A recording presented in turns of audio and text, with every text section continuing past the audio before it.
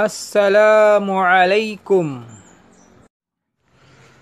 Bismillahi walhamdulillahi wassalatu wassalamu ala rasulihi wa ala alihi wa sahbihi wa man ittaqada al-Qur'ana minhaja hayatihi wa tamassaka bi sunnati rasulihi wa man intafa'a bi aqlihi fi fahmi umuri dinihi. Amma ba'd, fassalamu alaikum warahmatullahi ta'ala wabarakatuh. Welcome to Arabic Islamic Pedagogy Vlogs. Welcome po sa aking vlog activity entitled Arabic Islamic Pedagogy Vlogs.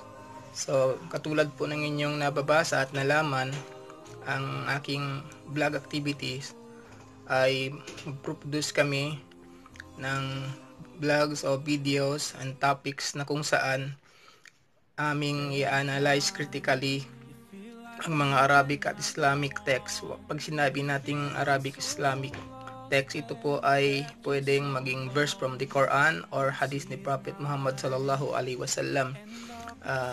Atin po silang bibigyan ng tingin at masusing pag-aaral, ating i-analyze critically gamit ang unusual angles, iba't ibang anggulo, at gamitan natin ng educational lenses upang tayo ay makaderive ng pedagogical benefits at makakuha ng teaching strategies para naman ang ating mga Arabic at Islamic educators and propagators ay maka-benefit mula rito.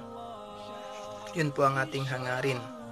So, ang aking mga vlogs ay magkakaroon ng laman na kung saan ang flow nito ay ang mga sumusunod. Una, pag tayo ay nag-a-analyze o nag-aaral ng masusing pag-aaral sa mga ganitong klaseng material o text, una po, bibigyan natin siya ng konting grammar rules review.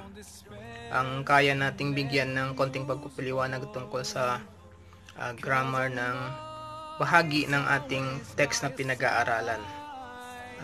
Ikalawa, siyempre ang nakasanayan, bibigyan natin ng napakasimpleng pagpapaliwanag. Ang ibig sabihin, ipapaliwanag natin ang ibig sabihin ng ating pinag-aaralan text, at yun po ang nakasanayan ng ating mga kapatid. At siyempre ito po ay maging maiksi lamang at napakasimple kasi naman ang ating mga ulama ay nakapagbigay na ng mas malalim at napakalawak na pagpapaliwanag ukol dito, at pwede natin silang gawing sanggunian doon. Ang ating lang naman hangarin dito, ang ating namang focus ay ang kasunod. Ito ay kailangan natin makaderive sa pamamagitan ng pag-analyze. Makaderive tayo ng pedagogical benefits mula sa ating text na pinag-aaralan. Yun ang ating focus para makatulong tayo sa ating mga kapatid na nagtuturo ng skills o kaalaman paano ituturo ang mga iba't ibang topics sa pamamagitan ng masusing pag-aral sa ating mga Arabic Islamic text. At panghuli, bibigyan natin din ng simpleng application ng ating na-derive na educational concept sa napakasimpleng mga topics, inshallah subhanahu wa ta'ala. Ang unang text na ating pag-aaralan at analyze ngayon ay ang hadith ni Prophet Muhammad sallallahu alaihi wasallam, innamal a'malu binniyat wa innamal likulli imri'in ma nawa, ila akhir al-hadith. Hadith muttafaqun alaihi. Napili ko po ang hadith na to bilang pangsunod sa yapak ng isang napaka dakilang imam and scholar, si Imam An-Nawawi rahimahullah, ng kanyang simulan ang kanyang kitab Al-Arba'un An-Nawawiyya sa pamamagitan ng hadith na to bilang hadith number 1. At umaasa rin ako sa paggamit nito ay ating makukuha mula sa Allah subhanahu wa ta'ala ang topic na sana ay maging ikhlas ang ating gawain, ang ating effort, dahil ang hadith nito ay may ikhlas significance, pagiging purification ng intention ang kanyang ipinapahiwatig. So, inshallah subhanahu wa ta'ala, ang pagpili natin ng first text na to ay hindi siya random, kundi sinadya nating piliin dahil sa kanyang ikhlas, pure intention na significance ang ating nakikita, at napakaganda ring magsimula sa ganitong klaseng text katulad ng ginawa ng nabanggit nating scholar. Alhamdulillah.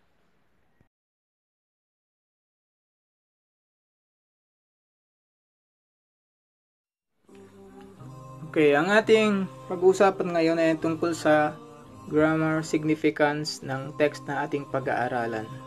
So, atin pong pinili ang pinakaunang bahagi ng text na ating babasahin. Innamal a'malu binniyati wa innamal likulli imri'in ma nawa. So, katulad po ng inyong nakikita, highlight po natin ng color red ang ating kalima na gustong bigyan ng grammar explanation. Ito po ay ang katagang innama. So, pumasok po ang innama sa jumla ismiya na ala malu bin niyat at saka sa likulli imri'in manawa. So, itong dalawang jumla na to ay tinatawag nating jumla ismiya. Ala malu bin niyat at saka likulli imri'in manawa. Yung isa, ala malu bin niyat ay regular na jumla ismiya na mubtada at saka khabar. Yung sa kabila naman, likulli imri'in manawa ay jumla ismiya din pero irregular siya. Kumbaga nauna yung khabar o khabar muqaddam likulli imri'in, saka yung manawa yung mubtada muakhar. Pwede mo naman gawin siyang i-invert, baliktarin mo. Ang magiging itsura niya kapag ginawa mong siya regular na jumla ismiya, siya ay magiging manawa kullu imri'in lahu. Yun ang magiging regular form niya. Pero dahil sa ganyang structure, inuna na lang yung khabar muqaddam. So ngayon, ang innama ay itinuturing po ito ng mga expert sa Lugha Arabiya na adatu hasar.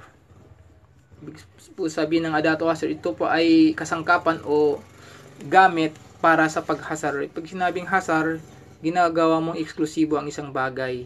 Siya lang pang khas sa special para doon lamang. Labas ang ibang bagay na hindi mababanggit pagkatapos ng katagang ganyan. So, kapag sinabi mong innama, ibig sabihin yung babanggitin mo pagkatapos niya ay talagang eksklusibo na sila lamang. Kaya makukuha natin ang meaning dyan ng innama ay ala malu bin niyat, ang mga gawain lamang ay ang mga yaong meron siyang kasamang mga niyat. So, okay? So, kaya tinatawag siyang adatu hasar. Pero yung kanyang structure ng katagang innama, siya po ay murakkabun min inna harfu tawkid at saka mula sa ma na al-kaffa takufuha anil amal. So, originally, yung innama galing sa inna, yung harfu tawkid na inna, parang inna allaha. Pang ano siya, pang tawkid ng isim. So, at saka yung ma na al-kaffa. Ang ma dyan, siya ay kaffa, takufuha anil amal. Dahil sa ma na yan, naging karugtong niya, pinipigilan niya ngayon ang amal, yung gawain ng inna na maging nasib sa isim na pagkatapos niya. Kasi pag ipagpalagay mo na lang, imaginein mo yung inna bala'malu bin niyat, kapag wala yung ma, naghiwalay sila, magiging itsura niya na ay innal a'mala bin niyat. So, babalik sa original na function yung inna na ginagawa niyang mansub ang isim na katapos niya, magiging innal a'mala. So, dahil mayroong ma al-kaffa na tinatawag, so nawala yung kanyang function na magiging nasib o magiging mansub yung isim pagkatapos niya. So, babalik ang jumla ismiya, yung mubtada wal khabar na papasukan niya ay mananatili sa kanyang harakat, mananatili sa kanyang i'rab na marfu pa rin. So, innamal a'malu binniyat. Okay? Okay, bago po tayo gumawa ng analysis sa text na to, bibigyan muna natin ng konting pagpapaliwanag ang hadith ni Prophet Muhammad sallallahu alaihi wasallam, para naman sa gayon, kapag nag-analyze tayo ng structure ng text na to, ay atin siyang madaling maintindihan kasi nga alam natin ang kanyang meaning at ibig sabihin. Mahirap naman mag-analyze nang hindi natin naiintindihan ang ibig sabihin ng bawat salita sa text na ating tinitingnan ng kanyang structure. Okay.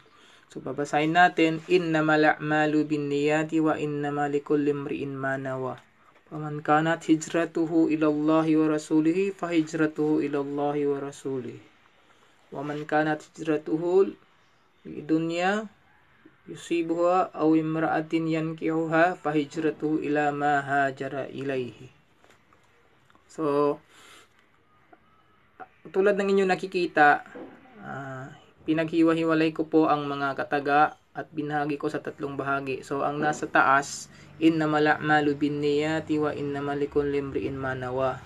Sa napakasimpleng kahulugan po sa wikang Tagalog, ang mga gawain na nararapat lamang ay mayroon siyang mga intensyon.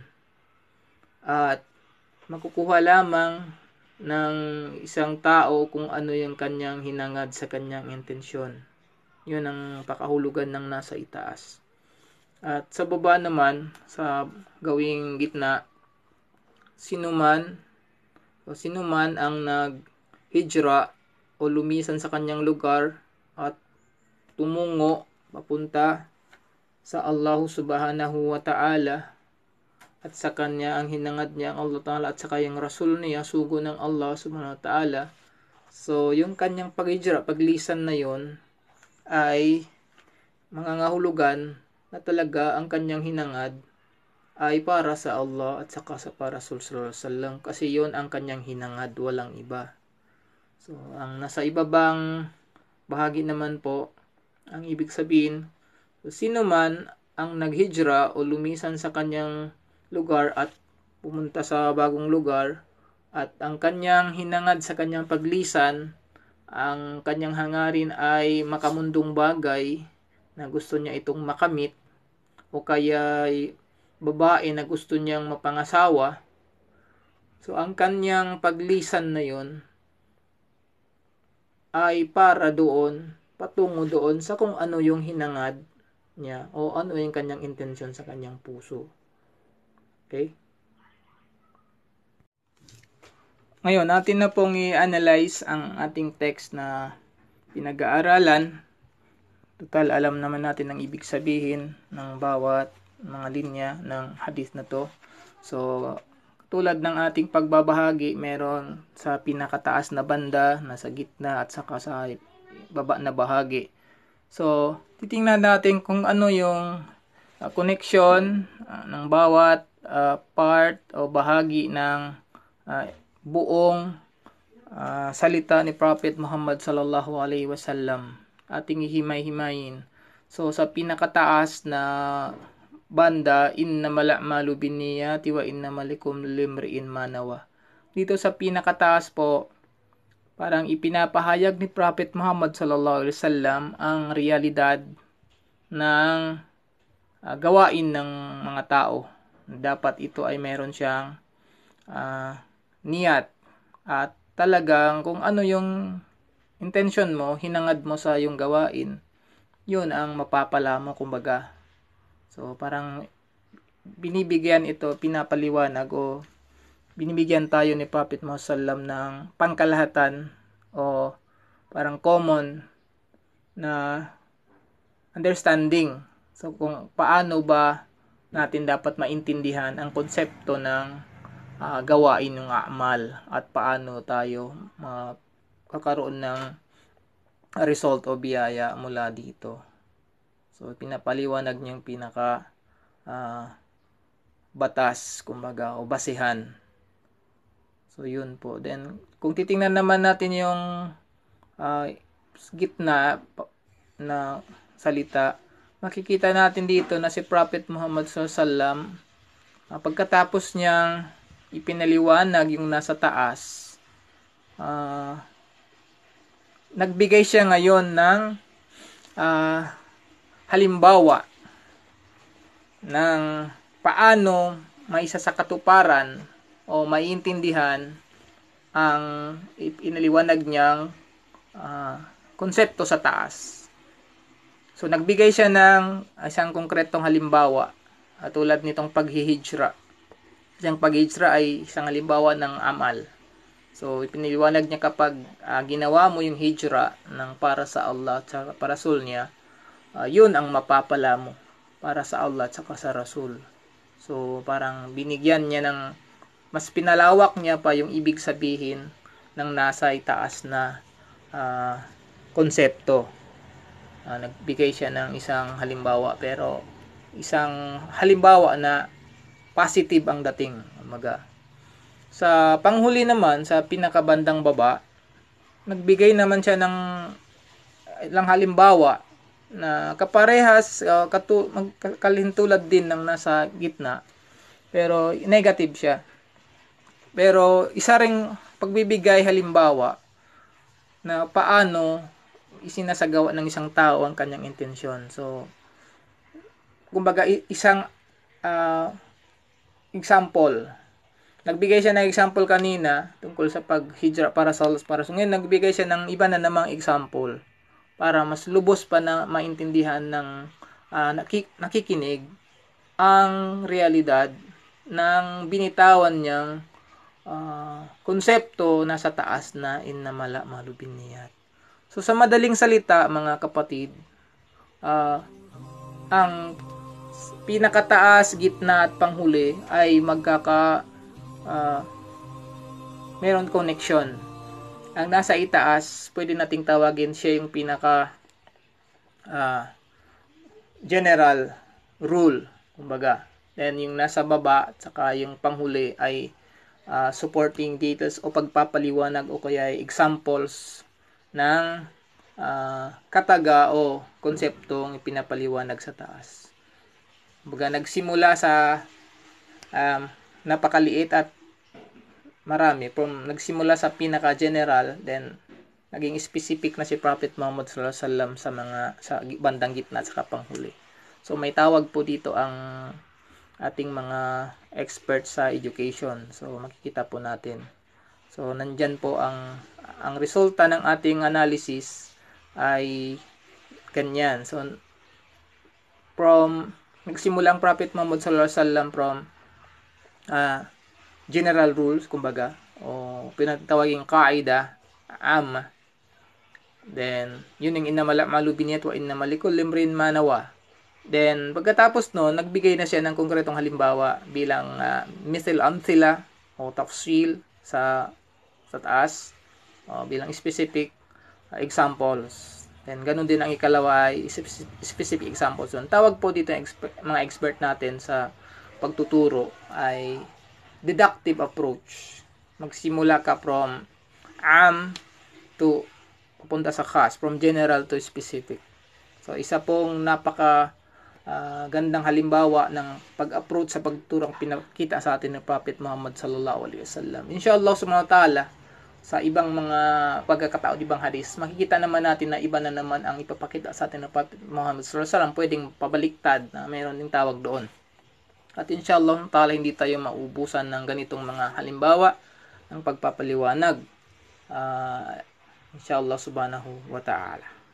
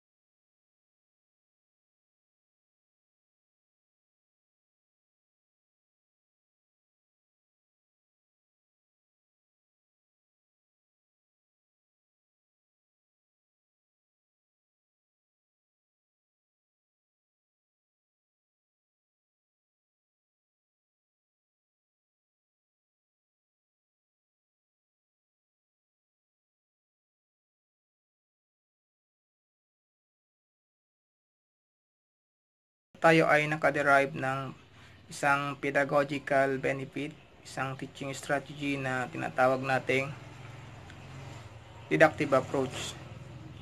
Ito ay matuturing natin isa sa mga teaching strategies na pinakita sa atin ni Prophet Muhammad sallallahu alaihi wasallam. Ito po ay ang pagpapahayag o pagbibigay kaalaman sa pamamagitan ng pagsisimula mula sa general to specific. Okay? O lillahil hamd. So marahil ay mayroong magtatanong paano natin nagawa yung ganitong klaseng pag-aaral at realidad. So alhamdulillah, dahil po sa gabay ng Allah subhanahu wa ta'ala, tayo ay ginamit natin ang kanyang biyayang tinatawag na akal o intellect. Nag-isip tayo, inanalyze natin ang ating pinag-aaralang text, gumamit tayo ng ating thinking skills, ginamitan natin ng iba't ibang anggulo para makaderive tayo ng ganito.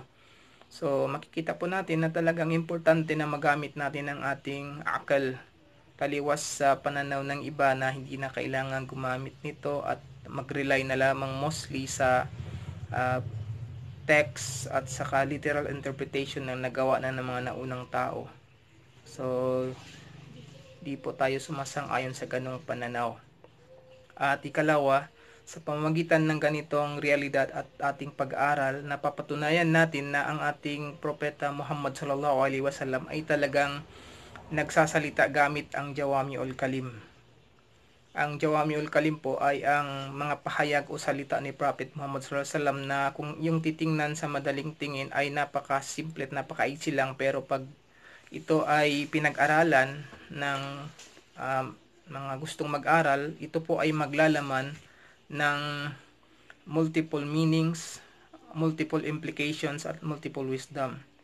Ang lahat ng mga ito ay hindi basta makikita o ma-derive ng isang tao sa simpleng pagbabasa lang at literal understanding, maliban na lang kung ikaw ay bibigyan ni Allah Ta'ala ng hidayat at tawfiq na ma-analyze ito at magamitan mo ng thinking skills at masagawa mo ito at ma-derive mo yung gusto mong ma-derive sa tawfiq ng Allah subhanahu wa ta'ala.